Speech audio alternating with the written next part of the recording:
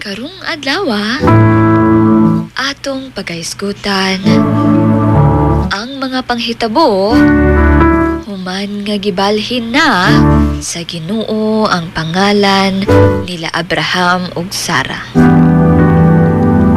Ato kining mabasa sa Genesis 18 verse 1 to 15. Sa daplin sa ilang payag sa kapatagan sa Mamre, nagpakita ang Ginoo kang Abraham, pinaagi sa tulo ka bisita. Gisilbihan sila ni Abraham ug gihatagan og pagkaon. Unya gisulti sa usa kanila. Sa susamang panahon sa sunod tuig, mubalik ako. Og si Sara adunay anak nga lalaki. Nakadungog si Sara ug mingkatawa siyag maayo. Kay tigulang nakaayo siya ug si Abraham.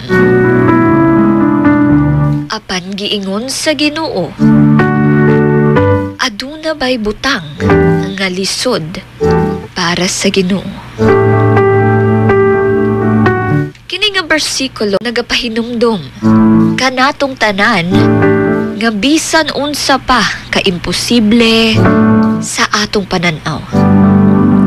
Walay butang nga lisod alang sa Ginoo. Sama ni Sara nga wala magdahom nga mahimo pa siyang inahan. Usahay kita pod maluya ug magduda sa mga saad sa Ginoo. Apan ang iyang pulong klaro kaayo. Ang tanan posible kung kita magasalig ug mutuo. Ang Ginoo matinumanon sa tanan niyang saad nga iyang gisulti. Kung ikaw adunay gituuhan nga murag imposible, hinumdumi kini nga pulong sa Ginoo. Aduna bay butang nga lisod para sa Ginoo.